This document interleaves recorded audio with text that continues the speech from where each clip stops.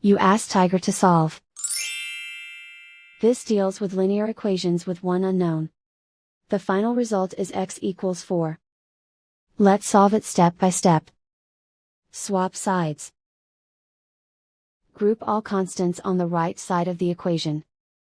Subtract 4 from both sides. Simplify the arithmetic.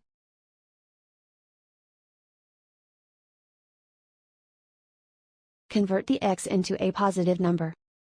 Multiply both sides by -1.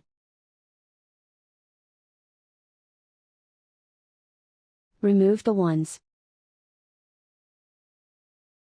Simplify the arithmetic. And so the final result is x equals 4.